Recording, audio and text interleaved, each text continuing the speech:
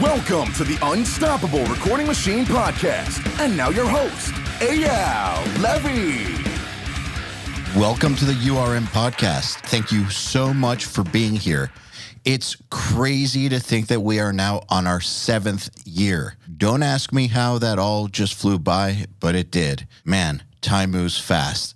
And it's only because of you, the listeners. If you'd like us to stick around another 7 years, and there's a few simple things you can do that would really help us out. I would endlessly appreciate if you would, number 1, share our episodes with your friends. Number 2, post our episodes on your Facebook and Instagram and tag me at Eyal Levi URM Audio and at URM Academy, and of course, our guest.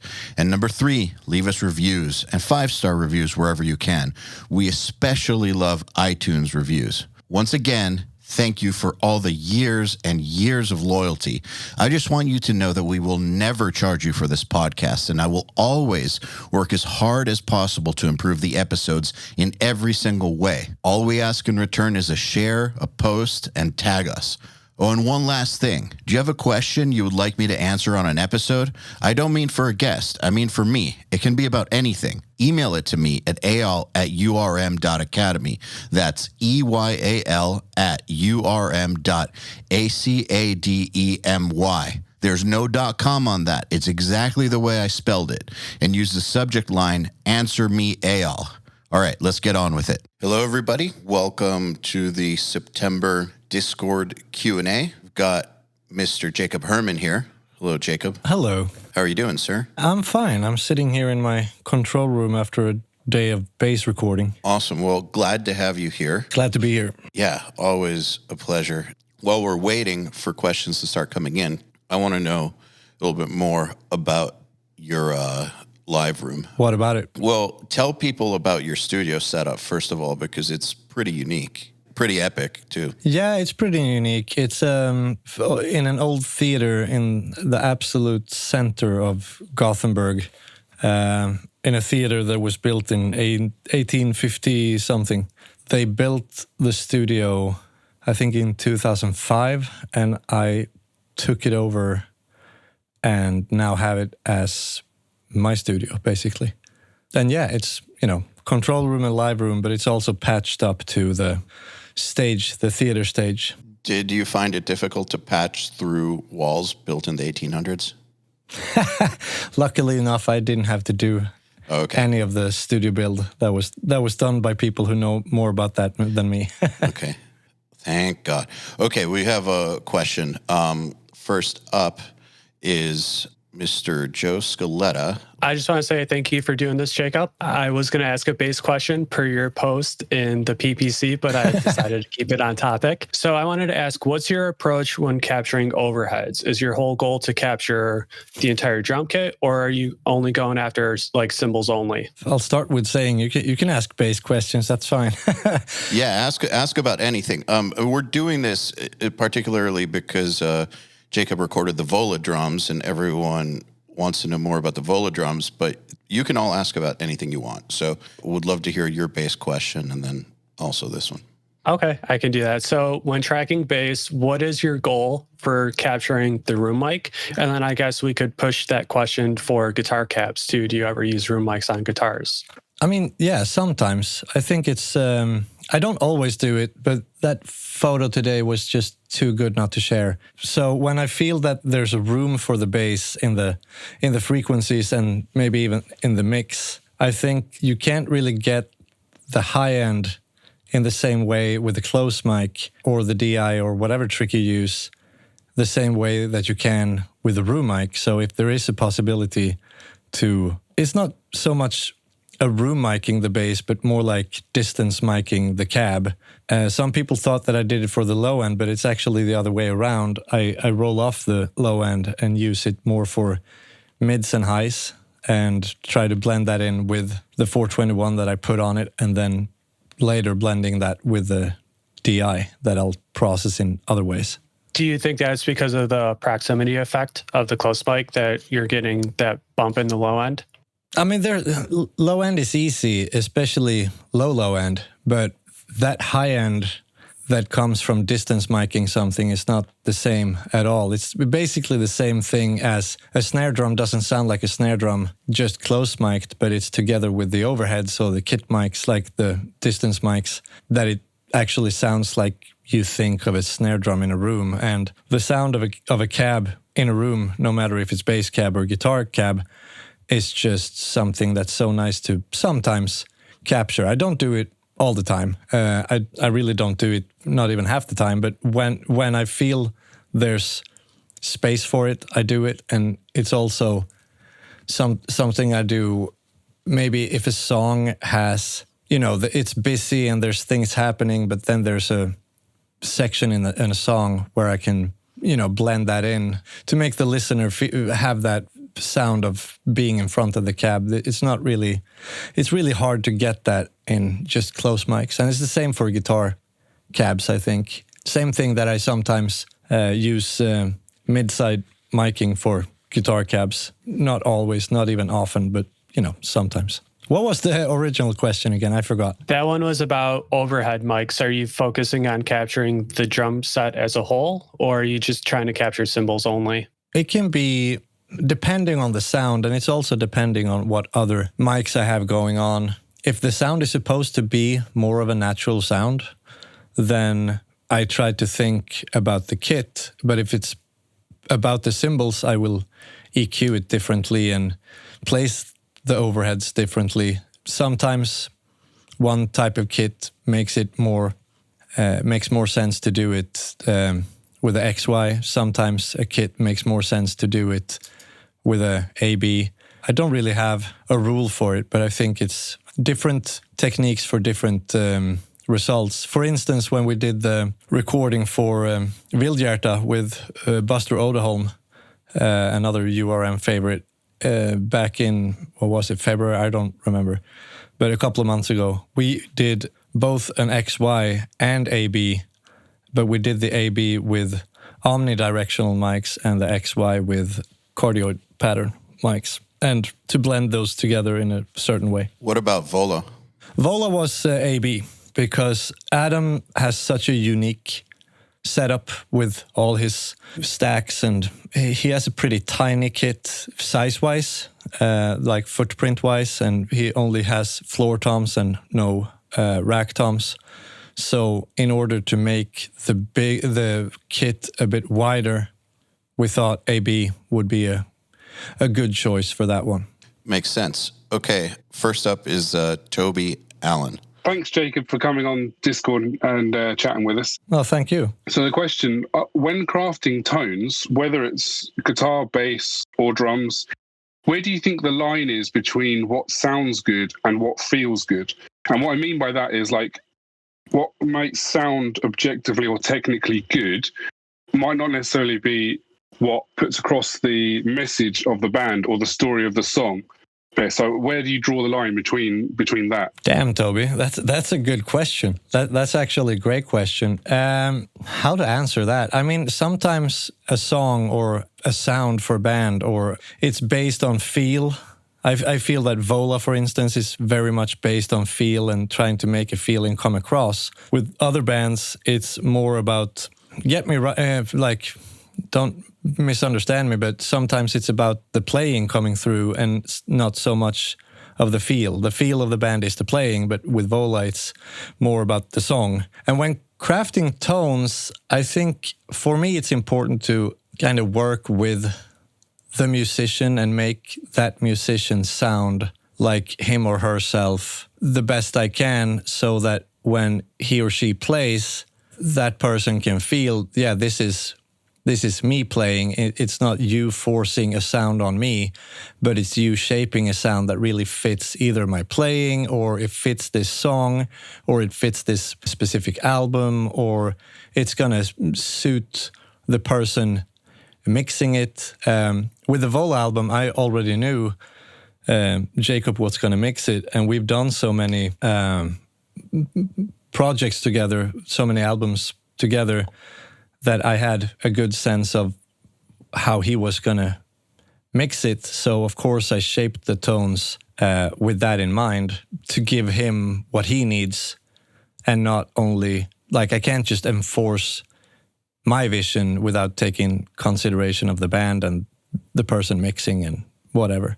But I think where the line goes, it's all about where you are in that moment. And I feel it's pretty easy, I think, to feel when a sound fits the production or fits the drummer or the musician or fits the album we're doing, the sound of the album. And I shape the sound fairly much when recording on the console or with outboards and, in different ways. It's one of those things where at the end of the day, understanding that line is kind of where the money's at in doing this successfully. I mean, it's one of those things that you really can only develop through experience, because it's kind of impossible to really verbalize. But it's one of those things that when you do it enough, you start to know, A, what it is that you're looking for, B, what it is that somebody else is looking for, and C, when you've got something that actually brings their performances and the tones you're going for to life. Like you just know, like your ear is, I guess, tuned into that. And it's one of those things that at the beginning you're just not going to. You're not going to until you've done it a bunch of times. Yeah, and I guess it's one of those things that you just develop so much that after a while you do it without thinking about it so much. Maybe in the beginning you're thinking consciously about certain things, but after a while it just turns into a thing that you have a sense for. But of course it's at the same time something you have to take into consideration and think about all those aspects, and also thinking about the other people involved. Like, you have to think about the band, you have to think about the song, and you have to think about the person mixing if you're more than one person involved in a project. Thanks, Toby. Okay, next up, we've got Scott Bennett. How you guys doing? Hi. Good, how are you? Doing good. My question, I just wanted to ask, I think a lot of our audience is kind of like, they're working towards their audio careers and trying to get those next steps. And I was just wondering if there's ever been a time in your career where you've had a band that sort of has a pedigree or something where if you were the guy to mess it up, it would be really stressful and a lot of fingers would be pointed at you. And I think, some of our people, some of our community could be in this position where they just got this band that is a little bit higher echelon than what they're used to, and there's a lot riding on it. How should they deal with those nerves, and how would they handle that situation to come out on top and obviously create more work for themselves? First of all, I have to Google what pedigree means, because just high stature or like notable or respected, I guess. Oh, I see. But in like a formal sort of way. Could you restate the first part of the question? So what would you say to someone who just got a contract with a band that's up and coming in order for them to nail it as much as possible and not let their nerves get to them? So by contract, you mean a production contract? Yeah. Okay, so, and is this the first time that this person has ever produced a band in their life? No, it's the first time it's a band that's of value or merit. So everyone that they've worked on up until that point has zero value. Well, I'm asking you this for a reason, because generally it doesn't work that way. Generally, it's a gradual build. If you listen, sorry to answer this for you, Jacob, but like if you listen to the podcast, and I'm saying that because hundreds and hundreds of guests at this point. There are some who get thrown into the deep end and suddenly they're working with like Guns N' Roses and they've never worked with anyone that big before, and it's like this shock to the system. But more often than not, it's like one thing leads to the next, leads to the next. They've been doing it for a really, really long time, and they're just doing their job. And it just so happens that a band gets, a band is bigger than the last band they had, or more often than not also, a band that they worked on that was local level then got bigger and then came back. So I think that that just the way you're describing it sounds a lot more Hollywood than real life, first off, because I don't think that it generally goes from working with nothing but garbage, zero value shit to, wow, suddenly I'm working with an important band or something. Like, that generally doesn't go like that.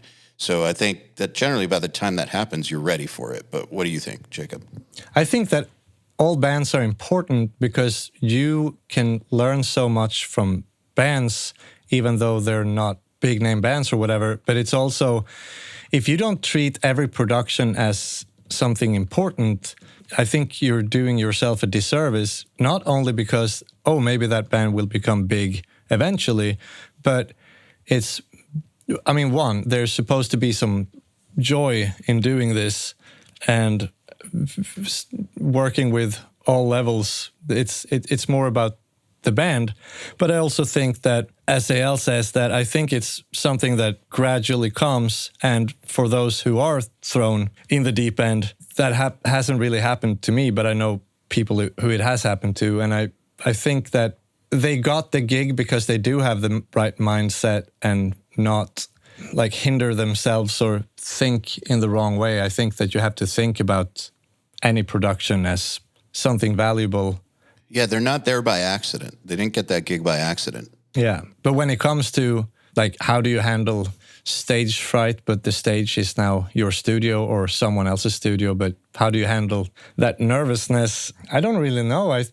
To me, it's always been about focusing on the people and the thing we're doing and making it work no matter who it is. And of course, yeah, sure. Of course, it's been, sometimes you work with someone who is either big or means something to you personally, but it's not a difference. And if you think like that, I think it will shine through and it won't be the best experience for everyone involved. Yeah, I just got to echo that because I've had lots of situations and still have situations where doing something that you were only dreaming about or working with somebody that you didn't really think was going to happen, that kind of stuff. Or you're on a tour that's just like, holy shit, how did this happen? When those kinds of things happen, the more you think about it in advance, the more of a disservice you're doing yourself, because when it comes down to it, just playing a show, or you're just working with a musician, or we're just making a course with somebody, like it's the same thing that we do or that we've always done. Like maybe the stage is a little bigger, or maybe the artist has a little bit more success or something. But at the end of the day, you're just doing the same shit. And you have to approach it that way. You can't treat it like it's some crazy thing, or like Jacob said, it's going to shine through. Thanks. I really appreciate it. Thank you. Okay. So next up, we got Joao Vitor. So I was wondering about your work with Diablo Swing Orchestra. Were you involved at all with the arrangement of the orchestral parts? And did you guys have to change anything or take precautions to make low instruments and, big chords in the brasses to be able to fit with the metal parts? Let me start with saying that those of you listening, if you haven't heard Diablo Swing Orchestra, you have to check them out. They're crazy cool. That wasn't my production. It was done here, and I was involved in different ways with recording and the engineering. But that was actually my friend Roberto Laghi, another Swedish producer here in Gothenburg. And neither of us were involved in the arrangements. That was done by different people in the band, handling the arrangements for horns and strings and all their advanced guest musicians. So I don't really have a good answer for that question. I'm sorry. That's okay, no problem. I do have some questions about the recording process of those instruments. I have no experience recording anything other than metal, and I was wondering how different it is to mic up those instruments. How do you find the right tones? If you have to double or overdub a lot of stuff? Can you talk a little bit about these different things for us? Thank you, Joao. It's a very thick sound, and by that I mean it's not thick because you have two guitars that are super massive, but there are so many things going on and you have to take into consideration everything. We even had two different drum kits mic'd up here, and sometimes they do play together, but by the same drummer. You have to think about the sounds working together, like how will you make the cello sound when there's a distorted guitar at the same time? But those acoustic instruments, I think the approach is that, and this goes for every time that, like I said, that time was with together with Roberto, and it was more his production than mine. But every time I do work with those instruments, you have to take into consideration that just like drums, but even more so because drums, you can tweak it and you use samples and you use room samples or you use reverb or whatever. But with those instruments like horns, strings, mallets, classical percussion, etc., choirs, what you capture is what you're going to use. And if you over-treat those afterwards with whatever it is, EQ, compression, whatever, it's going to start sounding weird and they're going to start losing their place in the mix and the sound. So you have to be really aware of how they sound already in the recording stage. I think that's very much the case with any instrument, and I always try to make sure that the things recorded do work, no matter if it's bass or guitar or drums or the instruments we're talking about now with Diablo Swing. But you can't, it's way harder to save an instrument that is recorded like that, because in order to capture that instrument, if we're talking, for instance, trumpet or cello or viola or classical percussion, you have to mic it from some distance, just like we talked about the bass cab just now, in order to make them sound like they should sound and do sound. So you have to be very, very aware of what you're capturing, and is the mic angle the right? Is the mic choice the right mic choice? How is the preamp setting? How is the EQ setting? And be very careful in another way, because you can't go in and notch too much, because it will take away the identity of that instrument and also make it kind of disappear. Awesome. Great answer. All right. Up next, Mr. Kieran Giles. Hey, how are you doing, Jacob? Nice to meet you. Very nice to meet you. Thank you. I was looking through your podcast the other day, actually, when you were on that before. And there was some cool stuff you said about drums in that podcast. But I wanted to see if you could expand a little bit on what you think makes a drum mix like really good. Because the biggest sort of thing for me was realizing how important rooms were, because it doesn't, as you said earlier, it doesn't sound like a drum if it's not in a room. So if you had like any big realizations when you were mixing things, if you see any beginner mistakes that people make with their drum mixes, because I really do think that a great mix starts with drums. I agree. I think the most important thing, I mean, what's a great drum mix? I mean, I don't remember what I said in that podcast, really. It was before the pandemic, so everything is just lost. It's like 2018 or something, right? That's crazy, right? I think a good drum mix is something that serves the song, and that is the most important thing of all. The second important thing is that, like I said before, that it's a sound that either the drummer feels that, oh yeah, that sounds like me, or yeah, it's a sound that I can identify with, meaning that is the sound I'm going for or want, and, you know, that the song needs again. But if you there are so many great drum sounds that would never work in another production. You can't take the sound from a Led Zeppelin album and force it onto a Metallica album, but they're both great drum sounds. You can't force a Toto drum sound and force it on a Tool album, but they're both great drum sounds. I think that a big mistake people do with drum mixes is not realizing frequency build-up in different mics. I think it's important to give specific mics specific reasons to be there, or specific objectives. Like if I have a couple of room mics or a mono room mic. Yeah, let's say that. I have a mono room mic and 2 stereo room mics. How will they work together instead of just placing them and, you know, not thinking? I think it's very important to think about the finished drum mix already when recording, so that you have some kind of vision for your reason to place the mics where you do, or EQ them in a certain way. And that translates to the mix, even if you didn't record the drums. I think it's important to listen through the mics and see what they sound like, and see what it is you want to bring out in a mic, and realize how they work together, because no drum mic in itself is going to sound that great, but together they will, and you can't make everything sound like that goes for any mixing really. You can't make everything sound big and ballsy and wide.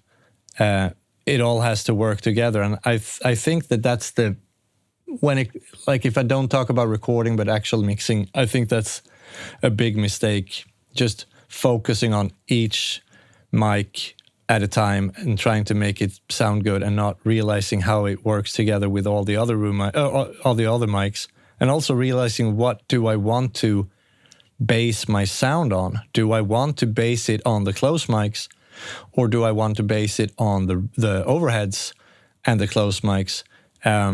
If I have, a couple of mics on the kick, do I want to use all of them? That it doesn't, you don't have to just because you have all of them. That just means you have options. So having that vision after listening through the mics, if you didn't record them yourself, and then realizing what do I want to bring out and how do they complement each other in a good way to bring the mix forward, instead of trying to make every mic sound great and hope that they just work together. That's not how mixing works, I think. Yeah, the idea of intentionality, I think that beginners don't really have much intentionality in their work because they kind of don't know what they're doing. So there's a lot of randomness going on, like just hunting around, like trying to push frequencies, just like fucking with knobs, without much of a direction, as opposed to doing everything for a reason. I'll say the other thing that beginners tend to fuck up really bad on drum mixes is phase all over the place. That's one of the big ones. Yeah, for sure. And also, I think with phase, you can even do things with phase if you experiment enough with phase when you're learning things. You can learn how phase actually can help you in certain ways. But I think just trying to make all the channels sound big and ballsy and just push that agenda on the tracks doesn't work. And I see it happen all the time. Yeah, I agree. Thank you, Kieran. Yeah, thank you. Hey, everybody. If you're enjoying this podcast, then you should know that it's brought to you by URM Academy. URM Academy's mission is to create the next generation of audio professionals by giving them the inspiration and information to hone their craft and build a career doing what they love. You've probably heard me talk about Nail the Mix before, and if you're a member, you already know how amazing it is. At the beginning of the month, Nail the Mix members get the raw multi-tracks to a new song by artists like Lamb of God, Angels and Airwaves, Knock Loose, Opeth, Meshuggah, Bring Me the Horizon, Gojira, Asking Alexandria, Machine Head, and Papa Roach, among many, many others. Over 60 at this point. Then at the end of the month, the producer who mixed it comes on and does a live streaming walkthrough of exactly how they mix the song on the album and takes your questions live on air. And these are guys like TLA, Will Putney, Jens Bogren, Dan Lancaster, Tui Madsen, Andrew Wade, and many, many more. You'll also get access to MixLab, which is our collection of dozens of bite-sized mixing tutorials that cover all the basics, as well as Portfolio Builder, which is a library of pro-quality multi-tracks cleared for use in your portfolio, so your career will never again be held back by the quality of your source material. And for those of you who really want to step up their game, we have another membership tier called URM Enhance, which includes everything I already told you about and access to our massive library of fast tracks, which are deep, super detailed courses on intermediate and advanced topics like gain staging, mastering, low end, and so forth. It's over 500 hours of content, and man, let me tell you, this stuff is just insanely detailed. Enhanced members also get access to one-on-ones, which are basically office hour sessions with us, and Mix Rescue, which is where we open up one of your mixes and fix it up and talk you through exactly what we're doing at every step. So if any of that sounds interesting to you, if you're ready to level up your mixing skills in your audio career, head over to urm.academy to find out more. Joe Scaletta just invited you to speak. I'm back. Welcome back. This might be a bit of a broad question, but I know a lot of people here might be tracking in home studios, so less than ideal rooms. And let's just kind of keep the focus for vocals. What are some things that you notice can be done wrong in a bedroom studio in terms of tracking vocals? And I'm asking you not because I think you're an expert in like acoustics, but more you're an expert in capturing the sounds. So what's something that someone can do, or what is a common issue that you find in bedroom studios in terms of tracking vocals, and how can they correct it at the source or in the space? Don't lie down on the bed while tracking vocals. That's actually the main one. Yeah, it should be. I've seen it happen. It was more fun than it was good. I think that depending on the room, I mean, sure, reflections are bad if you don't want reflections. So how do you stay away from reflections? I think that sometimes people see, and this goes for a lot of things when recording, sometimes people see something on a picture and they think, oh, that's how you do it. I'm going to do that too. And then again, they're enforcing something that doesn't work just because they have that mindset or they thought that this is going to work. They don't think about how does sound work. Like, no one has to be an expert to realize certain things. For instance, what's the point in dampening the mic on the other end of the mic away from the vocalist when you have a reflective wall behind you when recording vocals? I see it done over and over, and it just doesn't make sense. And placing the mic in a way that looks kind of sexy, but it doesn't work if you just think about it for a minute. Sometimes it's the most weird solution that works if you spend some time moving around, but also thinking, like, what does the mic point at? What is the mic hearing? And just not what the camera is seeing. I think that's a big mistake people do. So you're saying kind of think not just about what the direction that the singer is facing, but also the direction that the microphone is facing? Yeah, because it's all about the microphone. It's not about, I mean, if the singer is in an awkward position, but it makes it sound 10 times better, maybe there's a middle ground, but if they had to choose, what would you choose? What sounds best? Yeah, so that's the one. But thank you so much. Jakob, I think the point you brought up about people seeing pictures of things and then just trying to recreate them based off of a picture when they don't even know what it sounds like is really, really key. And it kind of also goes back to what we were talking about, what I was mentioning with Kieran before about intentionality. If you're going to treat a room, for vocals, bedroom, so it's a makeshift treatment, do it with intention and with purpose. Don't just throw shit up there because you saw photos of somebody doing that. Like, there should be a problem you're actually trying to solve and a result that you're actually after with everything that you're doing. Yeah, totally. And also buying acoustic treatment and doing something that you saw in a photo. I mean, sometimes people do it because they saw a photo of someone else doing it just as badly, but he did it.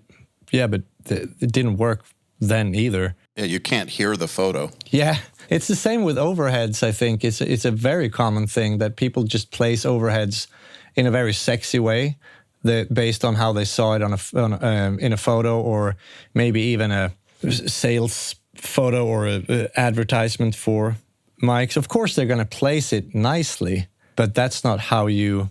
Like, if I would set up a drum kit in the most good-looking way and not play on it, it wouldn't look like it would be set up if I would play on it. Same goes for mics or acoustic treatments or mic placement or where you stand in your bedroom or whatever. Yeah, if you think about the most badass death metal drum set up with 8 million things on it and everything super close together and it just looks like a beast, that's not going to be the best sounding thing to record. No. As opposed to a drum set that's got a lot fewer things on it that are spread out super wide apart and with lots of space between them.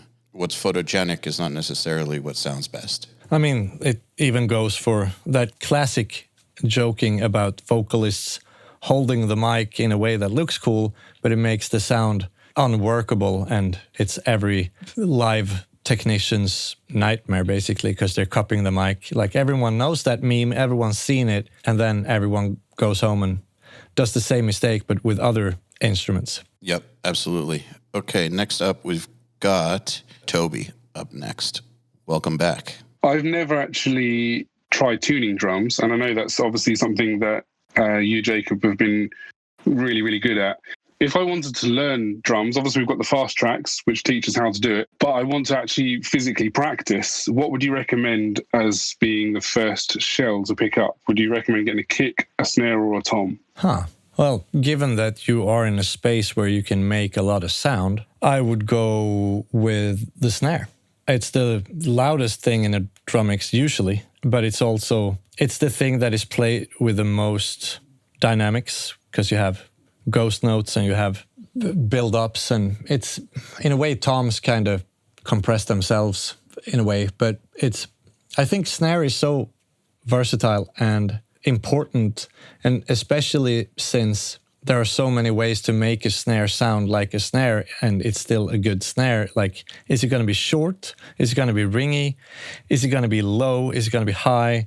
Is it going to be short but with reverb on it? Is it going to be short without reverb on it? Is it going to be long ringy with or without reverb? Like, all those things matter so much. I would definitely start with a snare drum. Cool. And just a very quick follow-up question. Do you think it's like, for just learning to tune on, do you think it matters whether you buy a cheap snare, or do you think it'd be better to go for a mid-level snare? I would go for a good drum head, most of all. A super expensive snare with a bad drum head doesn't matter. But if it's a decent snare, and by decent, I mean it can be a beginner snare. Like today, snare drums or drums in general are so well manufactured compared to drums 30 years ago, and even before that. And they all stay in shape and they're all round and they all have nice bearing edges. So I think any decent snare will actually do, because most of that ring that you're trying to work with comes from the head. And this is from someone who owns 35 snares here in the studio. So I wouldn't have them if it didn't matter. But I think that the learning the tuning, it's about finding a snare that just, does the job, and then you learn tuning on that. And then after that, you can apply that on other snares and realize what the difference is and how their tuning ranges vary and what you can bring out of a certain snare drum, etc., etc. But the whole learning to tune thing is just about finding a decent drum and do the work. You just keep doing it. Thanks, Toby. Okay, next up, we have got Mr. John Maciel. How's it going, Jacob? How's it going, Eyal? Good. How are you? Doing well. It's Tuesday, so it's a good day. Taco Tuesday. All right. So I got like a two-parter question for you, Jacob, and I want to preface this question with the scope of a lot of the students. And you mentioned how you were tracking the drums full and you knew the drums were going to go off to someone else to mix, which ended up being Jacob. And it sounds like you have experience in that realm of tracking and then knowing that product is going to go to someone else for mixing, etc.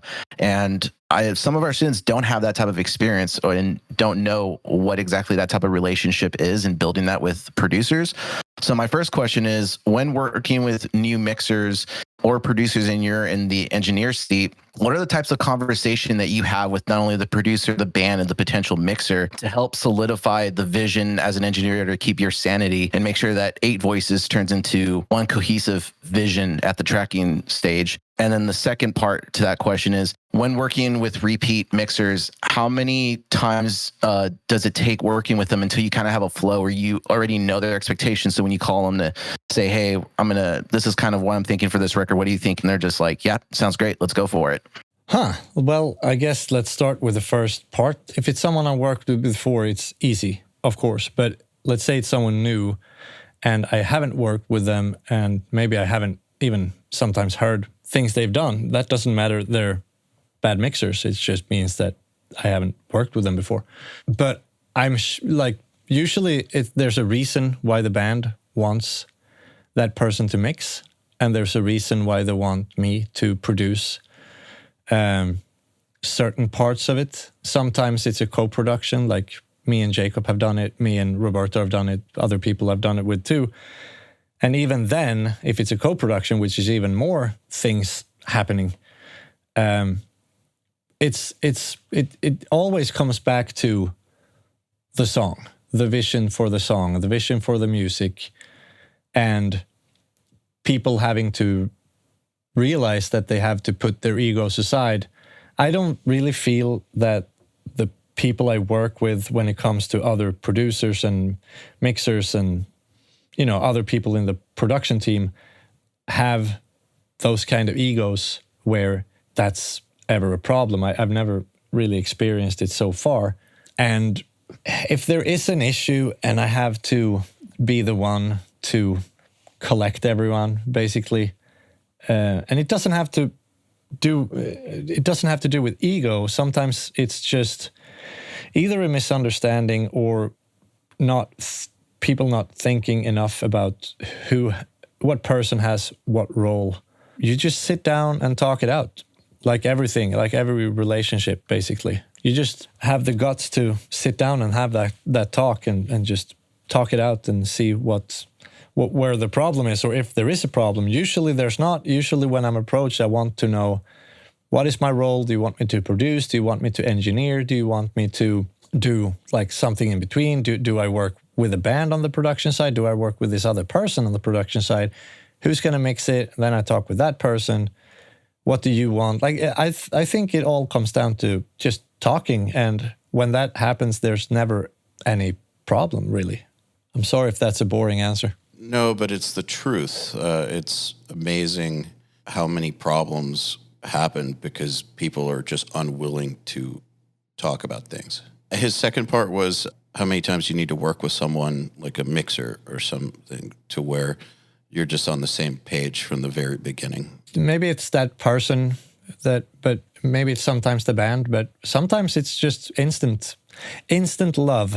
I really don't have a good answer for that question. I mean, yeah, it's going to be different with everybody. Yeah. All right. Next up, everyone's favorite, Robin Lejean. Well, I have like kind of maybe a big question regarding like processing on the way in when you record drums. As we've talked about before today, when like sending drums to other mixers, for example, like Jakob, do you like do different processing for those guys? Like if you, for example, know that Jakob likes his kick drums a little bit brighter, do you like brighten the kick drum up on the way in?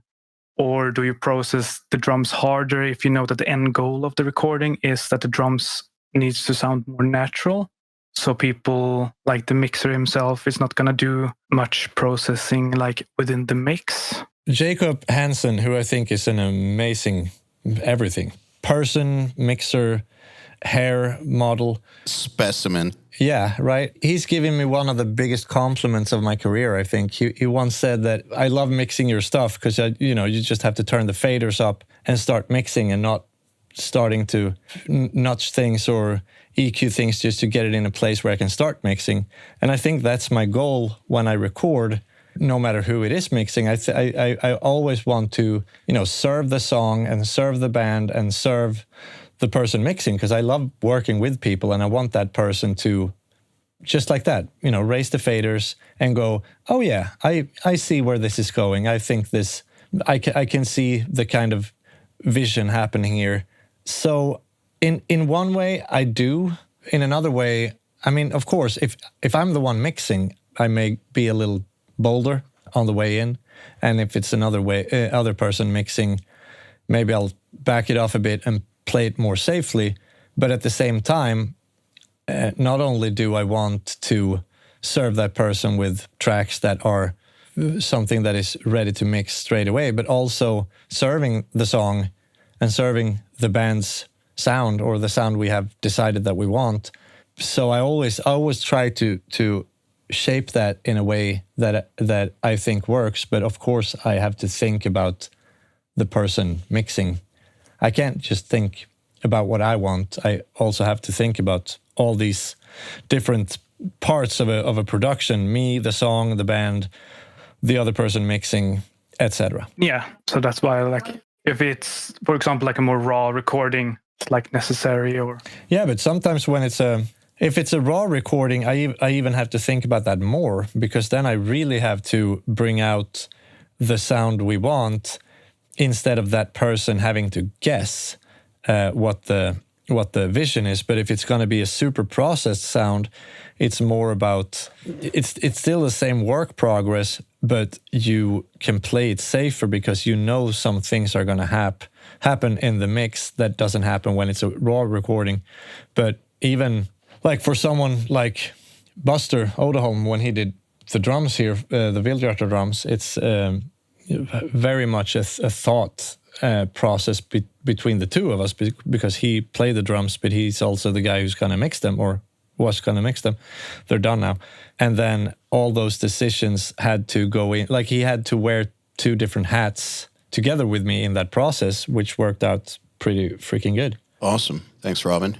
All right, so Joe Scaletta, you're up. I wanted to take your answer to Toby's question and kind of expand on it a little bit further, where Toby said, should I get a cheap drum or a mid-tier drum? And you said, get a good drum head. Assuming rock and metal, what are your go-to drum heads, go-to cymbals, go-to guitar strings, and go-to bass strings?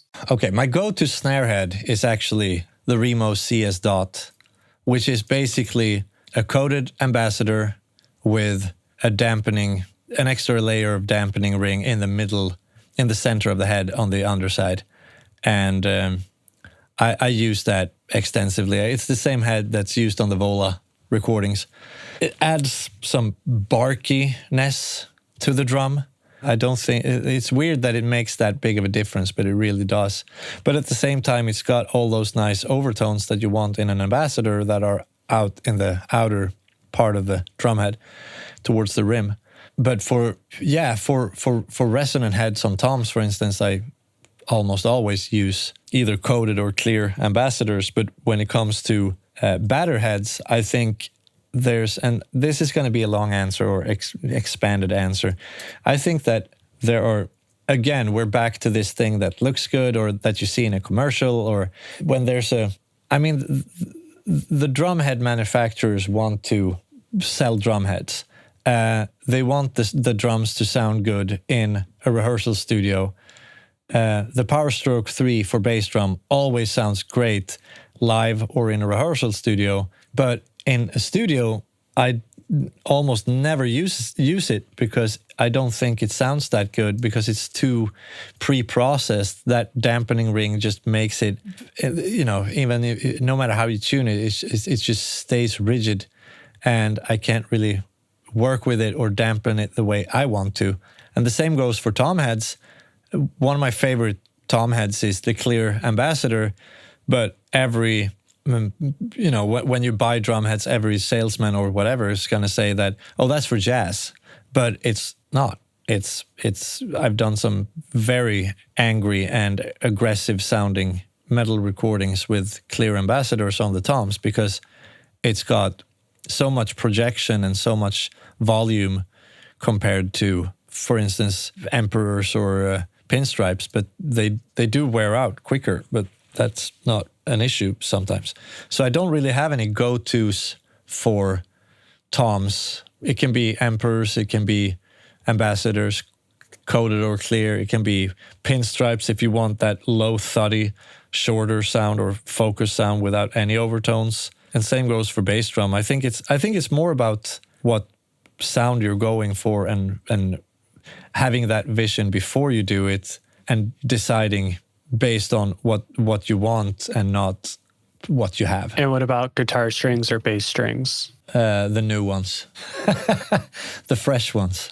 I don't know. Usually I don't have that same opinions about it. It's because it's more about no guitar player wants to change string model anyway. And it goes so much together with how their playing feels like or how they think that their guitar sounds like and how it feels to play and how the amp responds. But if they're new, I'm happy and, not crap. It's kind of what makes all the difference. Thank you, Joe. I feel like with bass strings, it makes a much bigger difference than guitar strings. I will say that. Oh, yeah. It's a huge difference. And sometimes you have to find that right level of, like, do you want them brand new or should I play for a week or a day? And usually it's, 3 hour new is usually a good one for me. but it depends on the bass player. Sometimes it's brand new strings that are required, and that also means changing the strings every 2 hours. Yeah, in between songs, depending on the bass and the sound you're looking for, basically. But I mean, old strings is great for certain styles, but not metal at all. Yeah, absolutely not. All right, well, Jakob, thank you very much. Since we are out of time, I want to thank you for taking the time to hang out with us, and thank everybody in the crowd for hanging out with us. Thank you. It's been my pleasure. I hope everyone had fun with the Vola tracks, and looking forward to Jakob's mix. I mean, Jakob is a fantastic mixer, but I think he killed it on this Vola album for sure. When does he not kill it? I know, it's kind of annoying, really. It's crazy. All right, dude, have a good one. Thank you. Thank you. All right, then. Another URM podcast episode in the bag. Please remember to share our episodes with your friends, as well as post them to your Facebook and Instagram or any social media you use. Please tag me at Eyal Levi URM Audio, at URM Academy, and of course, tag our guests as well. I mean, they really do appreciate it. In addition, do you have any questions for me about anything? Email them to me at eyal@urm.academy. That's EYAL @urm.academy, and use the subject line, Answer Me, Eyal. All right, then. Till next time, happy mixing. You've been listening to the Unstoppable Recording Machine podcast. To ask us questions, make suggestions, and interact, visit urm.academy and press the podcast link today.